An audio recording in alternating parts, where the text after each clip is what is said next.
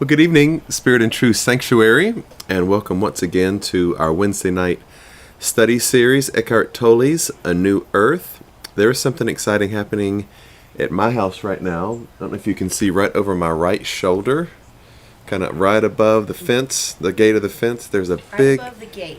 big old crane, like a big 4-foot tall crane sitting on that dock over there. And we just, anytime he comes around, Brandon and I are just mystified with him. And so he's just sitting there hanging out. Maybe he'll grab a fish in a minute and disturb everything. Hey, that's the process of nature.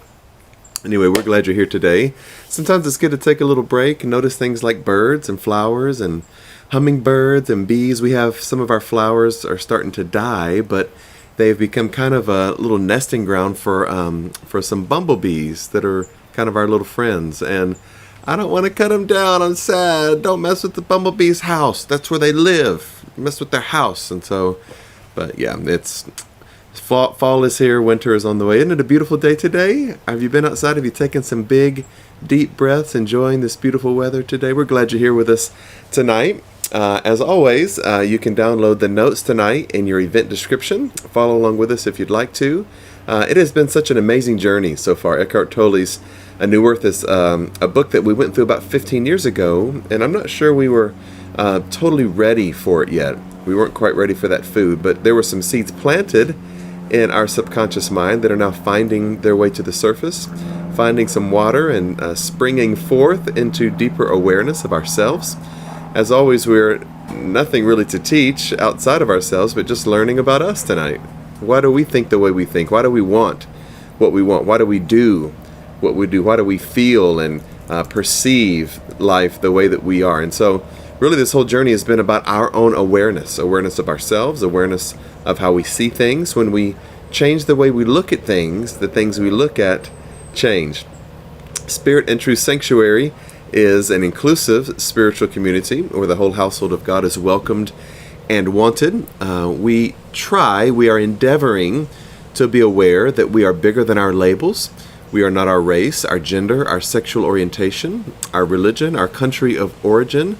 We are none of those things. Those are secondary considerations, as Dr. King might offer to us. They are external accidents.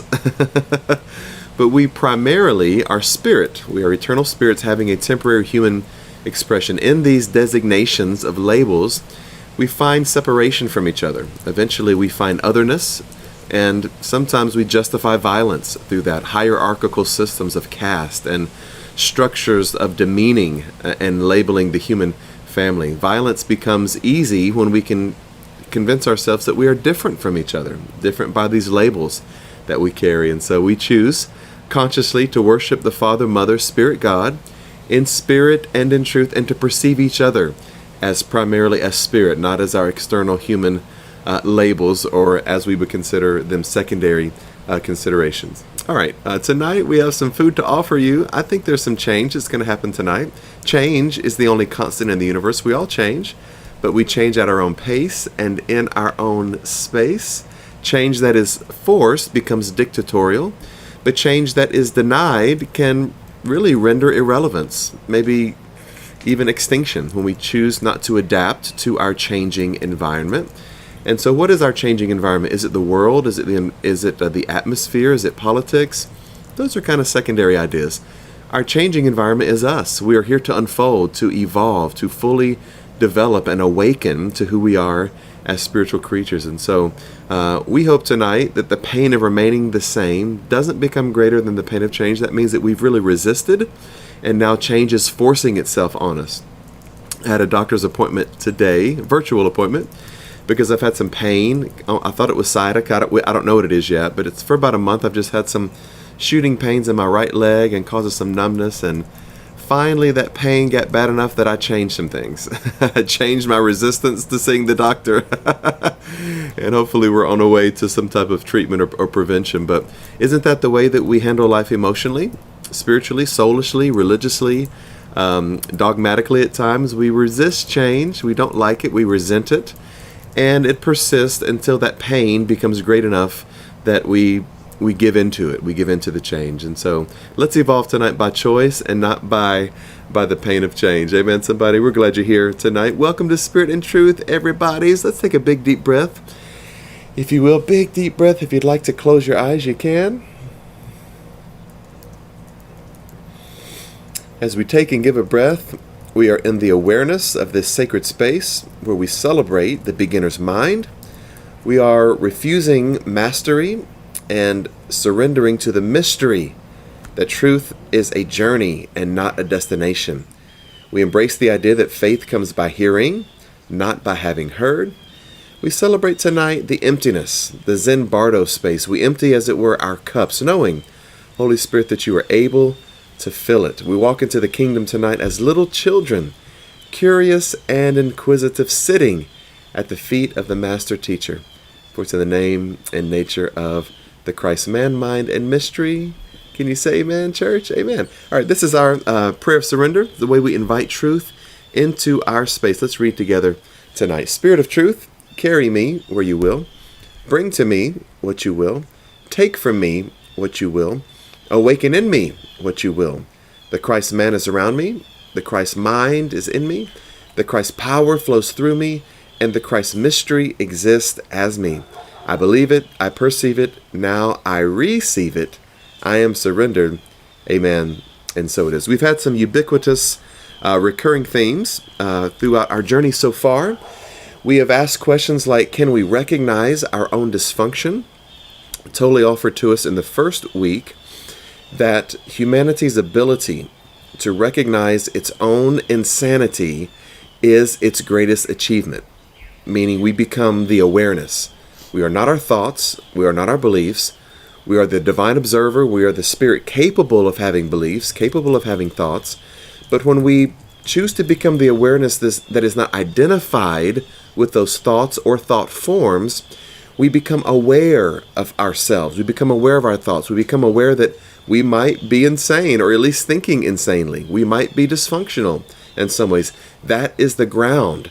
That is the basis. That is the genesis for where change, truly change, can begin. It's not when someone tells us to change, but when we become the awareness. We become aware of our thoughts and our thought processes. Lao Tzu, the founder of Taoism, said this: if you want to awaken all of humanity, awaken all of yourself.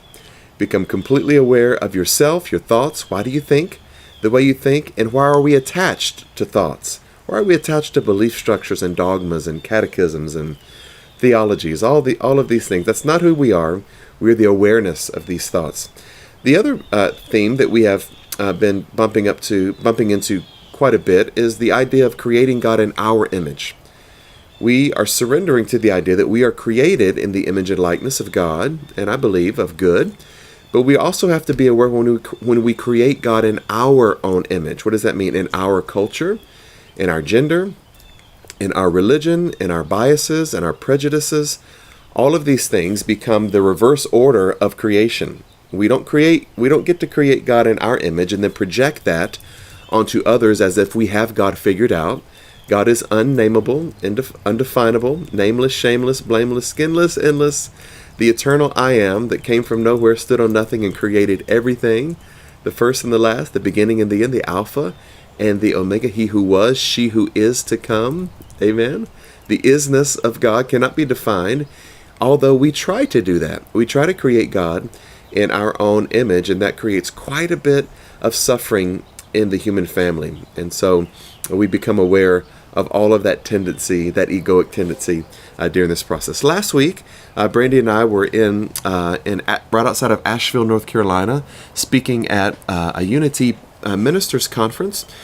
And so we weren't able to open up for questions as we did the teaching, but hopefully if you have something that's lingering in your mind from last week, we certainly would allow that. Even if you have it right now, if you have it ready, go ahead and post it now, and we'll take it quickly. If not, if you'd like to recover that thought or that question from last week, you certainly can give that to us at the end. As always, our teaching really is just kind of a jumping off place to get us talking to each other. We learn from the teaching, but we really learn best from each other, from each other's anecdotes and each other's autobiographical moments of how truth is unfolding in us. And so please comment, please ask questions. We'd love to hear from you tonight. All right, this is week 10. Last week was week 9, the illusion of ownership, if you need a reminder.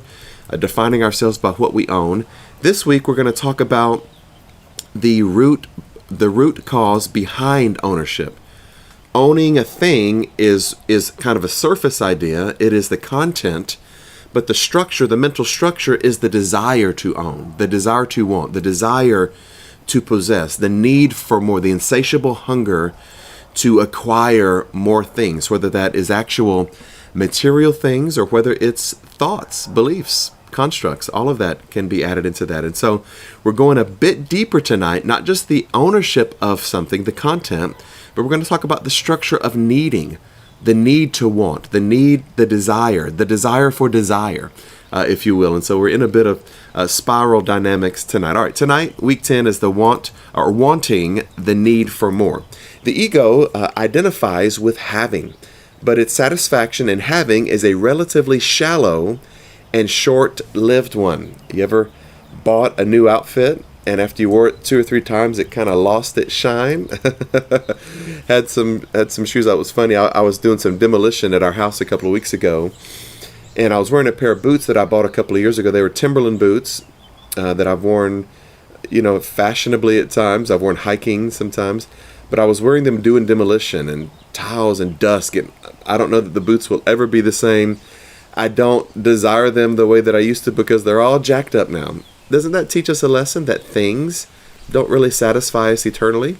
Okay, interesting. Concealed within it remains a deep-seated sense of dissatisfaction, of incompleteness, of not enough. I don't have enough yet. Listen to this, by which the ego really means I am not enough yet. Ooh, I don't have enough. And so now it becomes projected. A little leaven leavens the whole lump. A little ego leavens the whole mind, okay? And so I don't have enough becomes I'm not enough. I'm not enough in who I am. And so if I acquire more things, possibly eventually I'll be enough.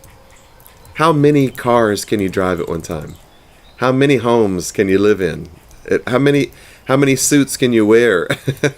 How many pairs of shoes can you have? How many dogs can you have? It just never seems to end. How many degrees can you get? Yeah, it can apply to all of us.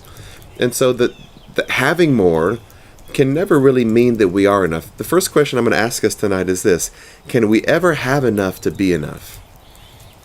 Chew on that question for a minute. Can we ever have enough to be enough? Or does beingness come from somewhere else other than having? All right, keep coming. As we have seen, having, or the concept of ownership, is a fiction created by the ego to give itself solidity and permanency and make itself stand out, make itself special in some ways, or in some way. Since you cannot find yourself through having, however, there is another more powerful drive underneath it that pertains to the structure of the ego, the need for more, which we could also call wanting. So, again, we unpack the ideas or the approach that the content is different than the structure. In other words, the thing we want is different than the need for the thing. Okay, so the thing really is inconsequential. It could be anything. It could be a drug. It could be alcohol. It could be I need to travel more. I need more frame. I need more pictures. I need more artifacts. I need to collect more memories. Maybe that I need more precious memories in my database. Yeah, it could be. It doesn't even have to be material things. That's the content. The content really is it almost doesn't matter. It's looking beyond that, stepping outside of that thing and saying, why? Why do I need? Why do I want? Why do I desire? Is there some hidden agenda within my ego that thinks it can satisfy my need to be more by having more, whether that's material things or even ideas? No ego can last for long without the need, not more things, but the need for more. Therefore, wanting, desiring, keeps the ego alive much more than having. This is the first sentence that I underlined in my own study today in this teaching. Now, listen to this. The ego wants to want more than it wants to have. That's pretty deep, isn't it? Yeah, so one level is wanting to have something, but the other level is wanting to want. I need to be desirous. I need to be passionate. I need to crave something. Yeah, and when I get it, it satisfies me for a moment, but then I need to need again. I want to read it again. The ego wants to want more than it wants to have. Have you ever seen, which I think it's really abusive in some way, of dogs. Hopefully they're treating these dogs right, but these dog races, there's some in Florida that we've driven by several times, of dog races, and they get these really fast dogs. Usually greyhounds are the dogs that are racing, and they have like this little robotic arm that is on its own little its loop, and on that arm is like kind of like a fake rabbit or some type of something that the dogs really want. Usually it's like a fake rabbit. They want to chase a rabbit, and so the dogs are just going at it, just digging into that dirt. You can see all the muscles rippling in their bodies. They are trying to get to that rabbit, and they never really allow the dogs to catch the rabbit because they know that if the dogs ever catch the rabbit, it will ruin them. It'll ruin them as race dogs, and they won't have that need, that insatiable need any longer. Why can we not learn from the animalistic mind? Can we learn from the animalistic need to catch something? Yeah. Man, it seems almost in that framework that the animal mind is higher than the human mind. What does that mean? When the dog catches the rabbit, it knows, okay, it wasn't all that. I don't need to catch it I don't need to catch it anymore. Wow. And it ruins some way the fight in those dogs, but not us. No, not us. When we get that thing that we want, we just got to get the next thing. We got to get the next thing and the next thing and the next thing. And we never really are satisfied because we want to want. The ego wants to want more than it wants to have. That's interesting, isn't it? And the shallow satisfaction of having is always replaced by more wanting. The shallow satisfaction, the temporary satisfaction of having something, is replaced by wanting something else. You ever seen hoarders or people who are always going to estate sales or yard sales, and it's not even really about spending all that much money. They just need to acquire more things, and they need to go to the next sale and the next sale and the next clearance rack and the next clearance rack. I could find myself doing that. I've become addicted to shopping at Goodwill. There's only, even if you buy a really wonderful shirt for $3 or $4, how many shirts can you put in your closet? At what point do you have enough? When are you ever satisfied? Do we need to want more than we really need to have? This is the psychological need for more. That is to say, more things to identify with. It's an addictive need, not an authentic one. All right. Second question I want to bring to you tonight is this. Can we feel alive without being driven by wanting? We could even take those last two words off, couldn't we? Can we feel alive without being driven? Isn't that crazy? Think about some of the biblical description of the heavenly estate. I think it's man's best attempt to describe heaven. Gates of pearl, streets of gold. We know that those are metaphors. Those are just ideas. But the true essence of heaven is just the presence of God. Just being in that presence. Okay, and so in our religious attempts at times, come on, when the praises go up, the blessings come down.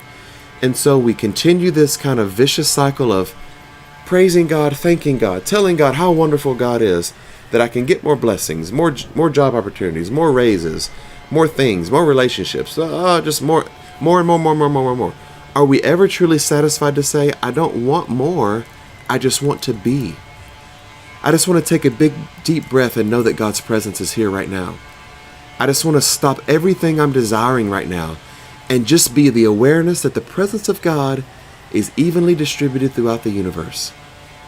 Wow, isn't that a uppercut to the ego right there? Our ego even slips into our praise and worship. I want more, I need more prayers answers, I need more things, I need more healing. Can we just ever say, I just want to be? In that beingness is where the ego really struggles to survive. Can we feel alive just by being, without being driven, without wanting, without desiring to accomplish or get something? Can we just be? Can we be alive and just be? Wow, wow, wow. In some cases, the psychological need for more, or the feeling of not having that is so characteristic of the ego, becomes transferred to the physical level and so turns into insatiable hunger. Wow, there's an old James Bond movie, The World is Not Enough, or The World is Never Enough. The sufferers of bulimia will often make themselves vomit just so they can continue eating. Isn't that kind of the psychological approach to people who eat too much? It's not even really about the food, it's about getting the food, or thinking about having it, or desiring the food so much, or wanting to get it, and then once you get it, I want more. It's even though your body is completely satisfied and full, I can never really have enough. Their mind is hungry. There it is. Their mind is hungry, not their body. I learned some years ago, sometimes our bodies will even tell us, or our minds will tell us we're hungry when we're really just thirsty. Every morning I get up, I try to, I don't do it every morning, but most mornings I try to be aware that the first thing I need to do is not eat a bunch of food, but drink a bunch of water. I try to drink at least 2 or 3 big glasses of water right when I wake up. Then my body tells me, how much food do you need? How much food do you need? Or are you just insatiably thirsty from the night before? Yeah, sometimes our mind can play tricks on us. This eating disorder would become healed if the sufferer, instead of being identified with their mind, could get in touch with their body and so feel the true needs of their body rather than the pseudo needs of the egoic mind. How awesome is that? Well, some egos know what they want and pursue their aim with grim and ruthless determination, such as Genghis Khan, Stalin, Hitler, just to give a few larger-than-life examples. The energy behind their wanting, however, creates an opposing energy of equal intensity that in the end leads to their own downfall. Isn't that amazing? With egoic or egomaniac world leaders who can never get enough, never be enough, never have enough affirmation, never have enough fans, never acquire enough land, never take enough things, never have enough power. And so they surround themselves with people who will feed that egoic need that really are not allowed to tell them the truth. And so in the end, their own need for things or to be powerful becomes their own self-destruction. Isn't that amazing? And unfortunately, many times, many dead bodies left as they're figuring out their own ego. In the meantime, they make themselves and many others unhappy, or in the larger-than-life examples, create hell on earth. I want to stop and just have a little teaching moment right here. Let's go here for a moment together.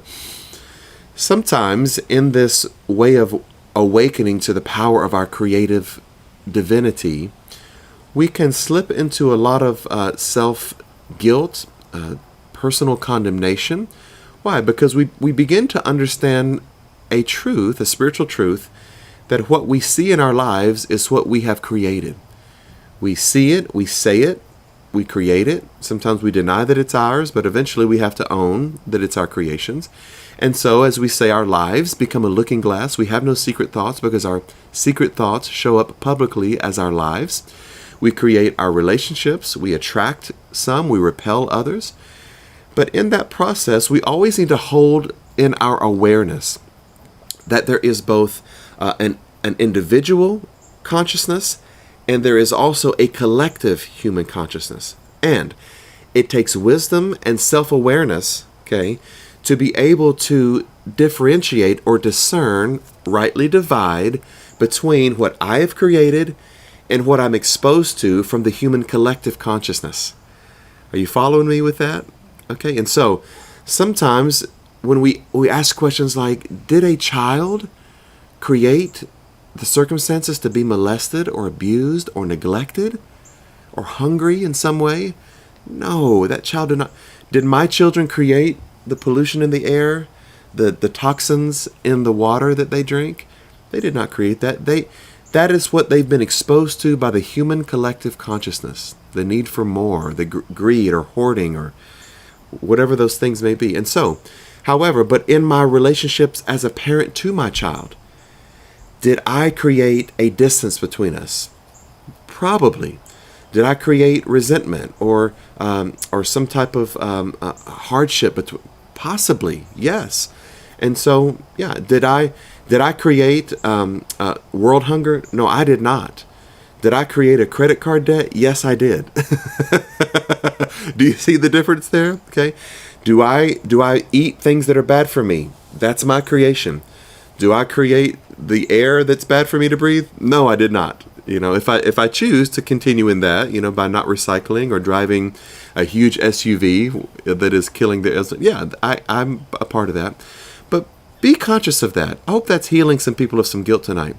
Be aware that there are things that you create in your own experience. You are the creator of that. But there are also things that you did not create. I think so many of our members have asked me in this teaching, D.E., did my ancestors create slavery? Being imprisoned or bondage? Did the Native Americans create European settlers coming and taking their land from them? We have to be very cognizant of what is the collective consciousness, things that you did not create that.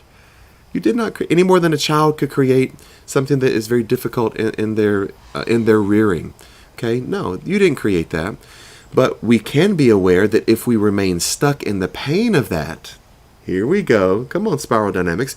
If we remain stuck in the pain of painful past memories, we can create a sense of defensiveness or a sense of being reactionary or closing ourselves off emotionally, not trusting others, and so never truly experiencing the fullness of love. Okay, yeah. I can create that by my reaction to something that happened to my forefathers or even discrimination that's happened to me in my lifetime. Yeah. Yeah, that is part of the collective consciousness as well. How I react to that is my individual consciousness. That creates my perspective of life. And so let's be very, very aware of what is the difference between what we create in our personal lives and what is the collateral damage of what's created around us. That was a needful 5 minutes right there, wasn't it? I think that's good. That was a good need to nuance that teaching there. Okay. Most egos have conflicting wants. The want, they want different things at different times, or may not even know what they want, except that they don't want what is. The present moment. That's the second thing I underline in the teaching tonight. Some egos don't even know what they want. They just know they don't want what it is right now. I fall into that. Man, I fall into that with my own life, with my own experience of religion, with my own experience of my own body as my body is aging. Yeah, I try to be the awareness that, hey man, be happy with this present moment. Yes, there will be future things that you can be happy with as well, but be aware of when you're projecting your happiness into something else. I become aware that my ego can tell me that you can never be happy with what is right now. And that's really the blow that we give to that ego, is when we become aware of it. The ego doesn't know what it wants. It just knows it doesn't want what is right now. So when we become happy in the present moment, even if there's challenges and concerns, and yeah, it's all part of that, we become aware that we're happy in this present moment. I become content, Paul said. The Apostle Paul said, I have had many things and I've been in want, but I am content wherever I find myself. When you can be happy in the present moment, the ego does not like that. Wow, that's really good right there. So, the present moment. How do we become at peace with the present moment? Do we ever really have enough to satisfy the ego? That's an interesting question. All right, unease, restlessness, boredom, anxiety, dissatisfaction. Aren't those all kind of teenage ideas? I'm restless, I'm bored, I'm anxious. I remember I used to say to my mom, Mama, I'm bored. She said, oh, you're bored? I can find you something to do. Take this broom. Here's a mop. Here's this lawnmower. I learned not to tell my mama that I was bored. Yeah, that's a childish mentality. I'm uneasy. I'm restless. I'm bored. I need to be entertained. I'm dissatisfied. Are the result of unfulfilled wanting.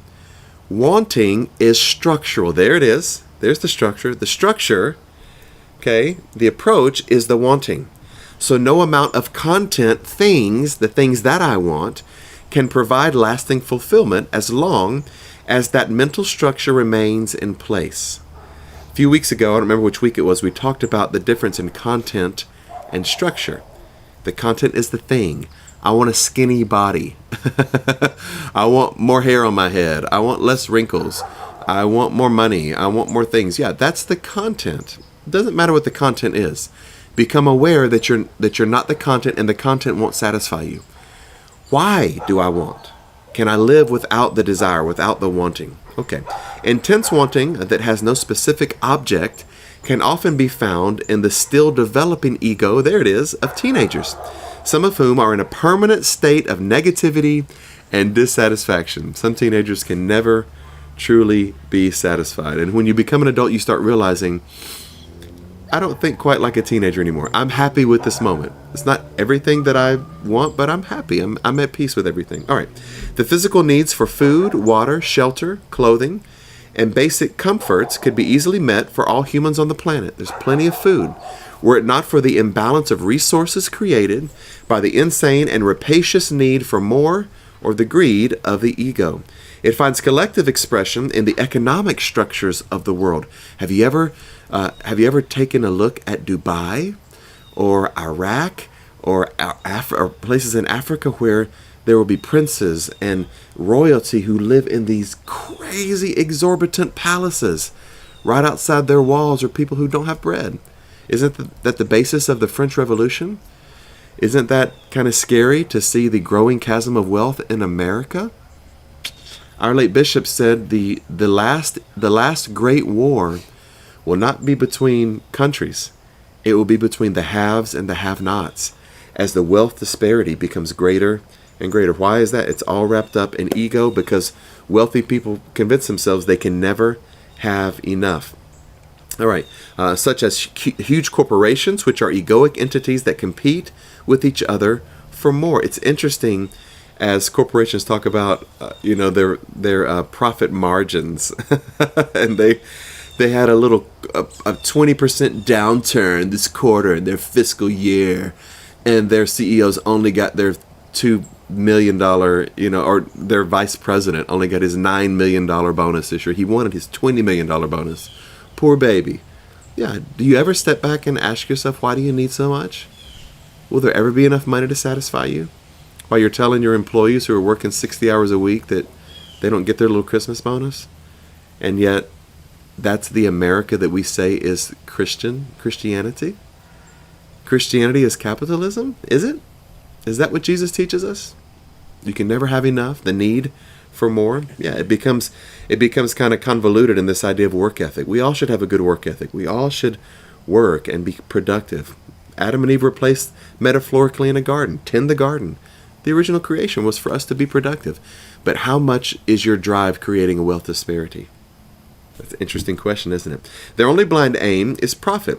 They pursue that aim with absolute ruthlessness. Nature, animals, people, even their own employees are no more than digits on a balance sheet, lifeless objects to be used and then discarded. How many animals, how many people's lives are destroyed by corporations, their greed, their need for more? Do you know that we could have been using hybrid technology close to 100 years ago? Do you know that there's hydrogen technology right now that could run our vehicles on water? Why? These things are kept quiet from us because we don't want to upset the economy that is literally based on oil dependency. And we say things like, well, we're turning this ship around, but when you get the Queen Elizabeth II out in the ocean, it takes a long time to turn this big old thing around. And that's how we justify the slowness of change so that we can continue to satisfy oil tycoons. That is the bottom line of our 401ks and our mutual funds and our stock market. Yeah, we justify all this destroying the beautiful nature around us because we need to turn that economy around very slowly. Don't shock the economy. Sound familiar? Yeah, it's familiar to me because when shocks happen, I lose a little money in my retirement fund. But is it worth destroying the earth? Is it worth keeping food out of hungry children's mouths? Is it worth building big pharma to keep vaccines away from children in other countries that need them? And then we contribute to charities at our big ball events to satisfy our conscience? Can we keep it real? Can we have a real conversation tonight? Yeah. How big does our church have to get? How many special offerings do we raise on the backs of single mothers before our kingdom is big enough that we've built and call it Jesus' kingdom? Well, does the ego not slip into the pulpit, into kingdom building? How big can your church be? How many members can you have? How many buildings can you build? How many spires can you build into the heavens? Come, let us make ourselves a tower. Let us make our name great. That's the Tower of Babel. That's the Nimrod spirit. Yeah, it's megachurch spirit. How many budgets can we upset? How many families who are struggling to put their kids through college? How long can we tax them and overburden them with all these building projects to satisfy an ego? Wow. Take a look at yourself. I remember this even slips into sports. A couple of years ago, I was a big Michael Jordan fan. He is an egomaniac. I get it. That's why he's amazing.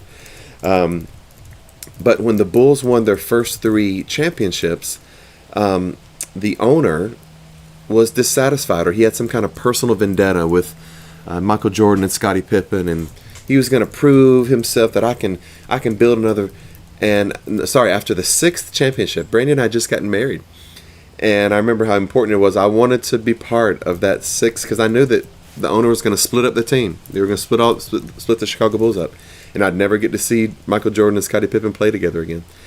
And he split that team up, and the Bulls have never won a championship since then. That was 1996 or 98. Sorry, was their last championship.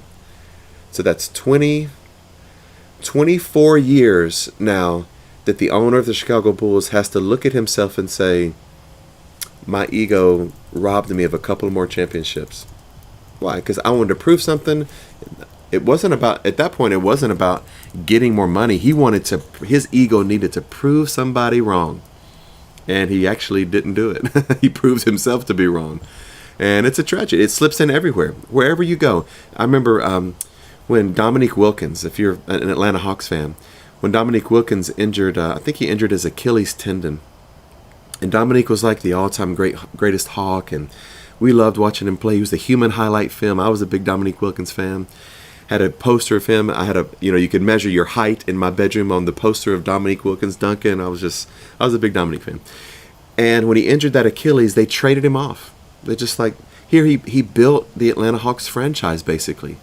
He really, he sold those tickets. People were buying tickets, selling out crowd to come see Dominique Wilkins play. One injury and they were like, boop, boop, this is a business, buddy. And then now we wonder why athletes are always looking for the highest dollar. They're always looking for the biggest contract. Well, because they know it's a business. We Atlantans think it's about family and being an Atlantan and cheering for our Hawks and our Braves and our Falcons. Really? Is it? It's not that to the owners. They're just trying to, Dominique serves us no more. He hurt himself. Ship him off. He's no use to us anymore. Yeah, that's the cold nature of the ego, isn't it? It's not family and it's not personal. It just is what it is. Even when Brandy began working in the corporate world, there was a shift we had to make as a family that this isn't working for the church anymore. In our church work, we're family members with the other staff members and the pastors and the ministers, and we feel some sense of friendship and loyalty and interconnectedness with them. In the business world, that's kind of rare to find. Occasionally you find it, but it is kind of about building the business. And they get what they need from you, and you kind of get what you need from them. Isn't that sad? That's kind of what it is. That's maybe why we love to see each other at church. All right, we need to end this thing. All right, the thought forms of me, mine, more than, I want, I need, I must have, not enough, pertain to the structure of the ego. The content is interchangeable. We talked about that. As long as you don't recognize those thought forms within yourself, as long as they remain unconscious, you will believe in what they say. You'll be condemned to acting out those unconscious thoughts, condemned to seeking and not finding, because when those thought forms operate, no possession, place, person, or condition will ever satisfy you. When people get married, I'm not a whole person. This person completes me. That's not right. Marriage doesn't complete you. You complete you. Being satisfied with yourself is what makes you complete. No content will satisfy you as long as the egoic structure remains in place. I have a little deeper question, then we're about to open up for discussion. What is the egoic structure?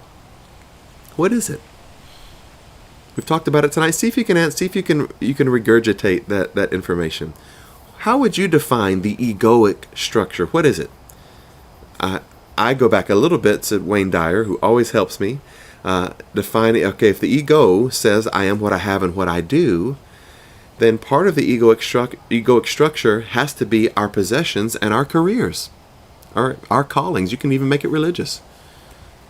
part of the egoic structure is I am a pastor.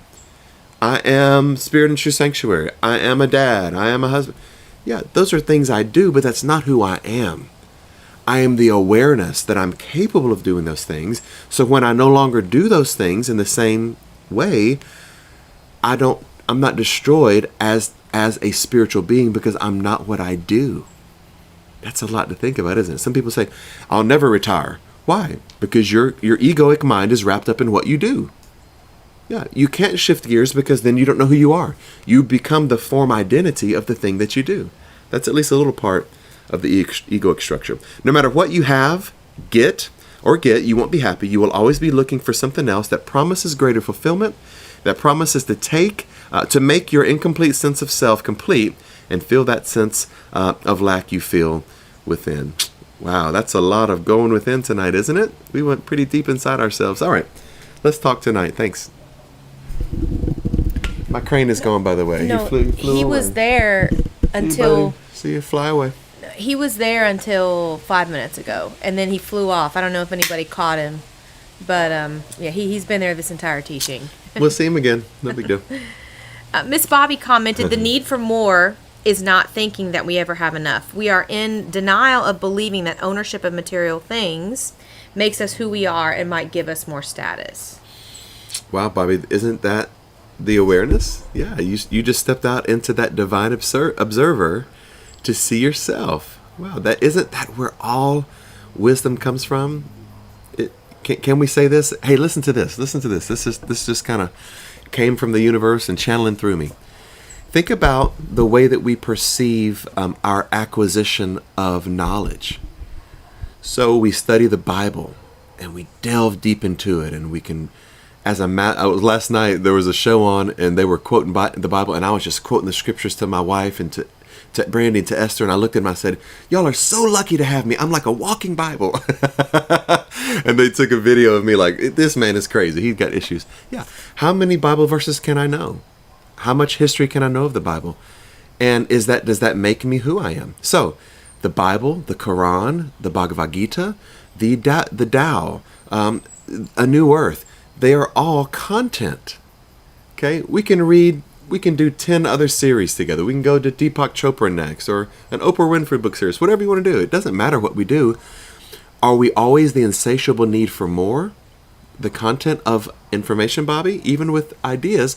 Or are we aware that it's fine to have new ideas, to be awakened to new truths, but that doesn't make me happy? What makes me happy is going within and saying, I am enough.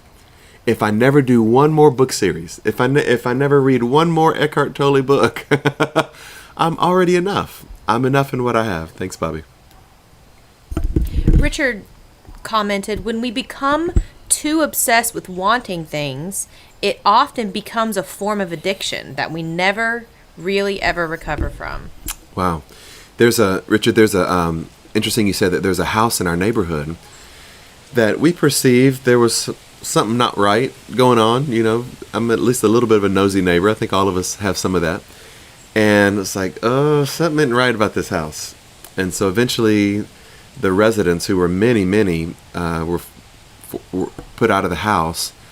And the house is just in shambles. They went and cut the grass, the garage. So for the last couple of weeks, the garage has been open. The garage door has been open. They have taken away. Last week, the number was 17 construction dumpsters of junk. 17 construction dumpsters full of junk. And there's still more. Every day I drive by, I'm like, there's a new dumpster. There's new stuff they're putting in it.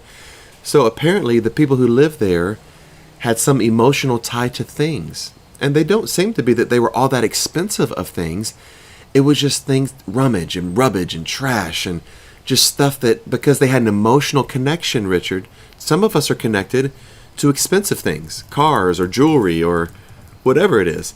But even people who don't have a lot of money can be just connected to having things. The hoarding of things is a sign that we have an emotional dependency on things, isn't it, Richard? Whether it's expensive or cheap things. But it's all trying to tell us we are the things that we acquire. Thanks, Richard. Miss Terry shared, there have been times when I've been with family who are financially better off than me. Houses, cars, things, vacations, etc. When I thought I want more, I want what they have. However, now I'm learning to be content with what I have. I have enough. I am enough. I am grateful. Wow, look at you, Terry. I'm about to get running around this yard. Look at you. Maybe that's what the Bible says when it encourages us, it admonishes us more accurately, comparing against or with or amongst ourselves, we do err. We commit an error in thought, meaning, why do we want what somebody else has? Isn't that interesting? Yeah, I remember when my daughter first started working her first job, she was like, Dad, one day I'm going to have a Tesla. When Tesla came out with a new battery, and it's twofold for her because it's a beautiful car, but it's also a battery-powered car. And so she's very environmentally conscious. And so then she said, a few weeks later, she said, Dad, but I don't need several cars. I just need one. And I thought, wow, that's pretty good for an 18-year-old or 17-year-old who just started kind of working her first job to already be kind of thinking, I don't need a bunch of things, and having more cars isn't going to make me happy. Yeah, maybe that's the beginning of some self-awareness or becoming self-actualized. That's great, Terry. We're not to compare with each other because we may be happier than those who have more than us. Interesting. Thanks, Terry. You are enough. Miss Sandra Mack shared, perhaps the ego, has made us become psychologically bankrupt, and the need for more things really is a form of insecurity in various areas of our life that may have to do with being a product of our environment that we continue to try to escape. Yep. And then she chimed in again and said, remember the CEO of Bed Bath & Beyond who took his life because the company is in financial difficulty. Wow. Look at that, Sandra. What a great example. And think about what that CEO accomplished. He built a great business. I think probably COVID maybe threw a little curveball to the business, or maybe even though probably I'm sure Bed Bath & Beyond has an online presence where they sell things online, but the physical stores, maybe they couldn't maintain the actual physical structures of renting those spaces any longer. But think about what that person accomplished. You built a great business, and now if it's bankrupt or whatever, you can still sell the business. You can tap out and sell the business, but it was never enough, and he couldn't be happy with his grandchildren, maybe it's chemical. Maybe there's a chemical imbalance. I'm certainly not judging or condemning. And sometimes we need to see a psychiatrist. We need to see a psychologist if there is a chemical imbalance. There's no shame in treating that in us. Depression can be something that is physiological, not just something that's about the ego. And so we want to make that distinction as well. But when is enough? Yeah. When can you build enough things? When can you have enough buildings? How does that slip into our spiritual journey? Is Spirit and Truth Sanctuary a building? Is it a physical plant? Or is it something that we share in awareness?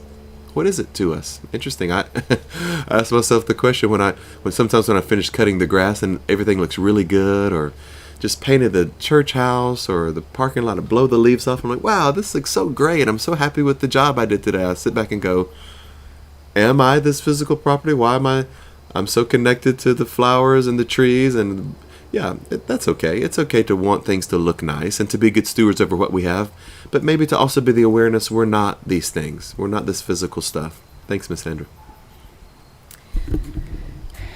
Fred Hayes commented, I'm aware of what I created and know what I want and what I don't want. 15 years ago when we first read this book, it wasn't clear to me how egotistical my desire was to make my children live in my image. Wow. And I had to realize that they are going to be who they are. Man, Fred, that's a powerful awakening. That parental fantasy and projection can become pretty strong. I have to give you a compliment, Fred, that I think that you presence that. I don't think that's just something that you're saying. You really do walk in that, and that's a great realization for you. How powerful of an awakening, Fred. I think I walk in it to some degree. I don't I don't think I demand for my children to be preachers. I do want them to walk their own journey, but probably there still is some parental fantasy in some ways that I could be a little bit more aware of. But I think you do, and maybe all of us can do better with that, with our children. Our children are going to have their own journey, and once they are old enough to make wise decisions for themselves, and we can see that those decisions are not harming them, we should back away to some degree. We should let them create their own journey, their own path, and not become a coach or a disciplinarian anymore, but become a cheerleader. Just cheer them on. Be their greatest fan. You can do this. You got this. I believe in it. Believe in yourself. You can do it. I think that's accurate, Fred. That's not self flattery in any way. I think that's genuine with you. I see it. Thanks, Fred. Let's see here. Miss Irma commented, I think psychological egoism, is that how you say that? Egoism? Possibly, yeah. Is a person who wants others to believe they are doing and acting in the best interest of others when they are actually acting in their own self-interest. It's like a person always praising others while secretly doing things to hurt them. Isn't that the beauty of being aware of flattery? Yeah, flattering others so that you can gain something from it. I think if any of us admits that we don't flatter to get what we want, that's dishonest. But can we be aware of it? Let's be aware of why we do what we do. And probably as in the awareness, we become less prone to do it in some ways, Irma. And so, yeah, sometimes we think it's about doing something good for others, but probably there's some self-interest in it. And being that awareness, Irma, the awareness that all of us have some level of self-interest is the way that we gain some level of victory over it. We are the awareness of that. Thanks, Irma. Let's see. Miss Laverne's shared, I think of what my mom and grandma had to live on and live with. I think I'm becoming more and more like them. I appreciate all that they did for me. I'm grateful for what I have. Wow. My dad used to tell my grandfather was a preacher, Laverne, and was a fairly famous preacher for his time. He built the largest church in the state of South Carolina. He was the general overseer of the entire denomination of the Church of God, which was a very big deal, especially having only a third grade education and not learning to read until he was like 16 or 17 years old. And so those were quite amazing things that he did.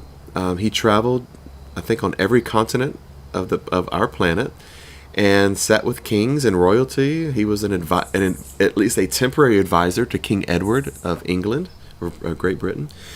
And so his accomplishments were many, but I remember my dad telling me that he had his preaching suit. Think about that. My grandfather had his Sunday suit. This is what he did. He was a preacher, and he would only have usually just one suit at a time, one pair of dress shoes at a time. Was he not happy because he didn't have more suits? Think about how much the pulpit has become a fashion show, even with me sometimes, I think. Yeah, Sundays become a fashion show. How many new things can we wear or put together? Yeah, it's okay to look good. All of us want to look good, but it doesn't make us happy eternally, does it? Yeah, our parents, sometimes, especially those who came through the Great Depression, for our ancestors, teach us that happiness can be found just in being, in love and connection, not in the things that we have. Thanks, Laverne. Woo, that was great, man. That was a whole lot of wisdom tonight. I just hear little birds all around me. They're just chirping and flying and doing their thing. I'm happy to be in nature tonight. It's gotten a little chilly. My legs are getting cold out here, and so I've got to want more and want to get inside. I'm unhappy with my surroundings. Yeah, my dogs are outside with us. I wonder if Lola would come say hello, Brandy. You think she will? She's sleeping. Lola, come here. You want to come say hey to her? Come here, lady. Y'all too sleepy? You're like, Dad, why are you trying to wake me up? Leave me alone. Can't you see I'm having a little rest time? At least we can't pick up Lola too easy, but we can pick up Miss Lady. Come here, TT head. Look at that little face right there. Look at that little face. Say hey, everybody. Now she's jealous. Uh-oh, Lola. That's all you got to do is pick up one dog and the other dog gets jealous. You want to say hello, Lola? Come here. Come say hello. You're too big. Oh, can you give me a big hug? I'll give a kiss. She's like, no, Dad. Well, I don't want to have a kiss. I just want to take my nap. Yeah. Aren't animals wonderful? They're for us to take care of. Yeah. All right. Well, thanks for bearing with me in my folly tonight. Remember, Sunday is our 62nd anniversary. We look forward to seeing everybody on Sunday morning, and a good time for us to just give thanks for the journey that we're still on. We want to give some shouts out tonight. Live stream, Facebook, YouTube, Emma, Rosaline, Dr. Ray, Josephine, Ben and Vicky. Hey, Dad, what's up, Dad? Bobby, Randy, Ivy and Margie, Richard, Callie, Doreen, Sandra, Glenna, Myrna, Alita. Look at all these beautiful peoples. Sheila, Esther, Pastor Gloria and Howard, Pastor Fred and Mary, Terry, Laverne, Jen, Sherby, Elaine, Tamara, Alicia, Susan, Veronica. Wow, look at all these people. Gloria, Lenora, Pastor Lonnie, Ray Holloway, David Loftus. Hey, David. Irma, Taria, Lovey, Tanya, and then Unity. Wow, Unity of Springfield. Someone from that ministry is on YouTube tonight. Maybe we connected at the Unity Conference last week. Welcome, Unity of Springfield. And then Reverend David, Michael, Cersei, we love you guys. Looking forward to connecting with you again on Sunday morning. Whether you come in person, or whether you connect with us virtually, just connect. Let's connect on 62 years of ministry. Look at where Spirit has brought us from. Look at all the awakenings we've had together. Many more in our future as well. All right, let's read our closing affirmation together as we're dismissed. Come on, let's read. Tonight, I am willing to recognize dysfunction. If suffering is the normal state of humanity, I do not wish to be normal. If I've created God in my image, I will surrender to the truth that I am made in the image and likeness of God, in God's image. Amen to that. Amen. Go in peace. May God bless you. We love you guys.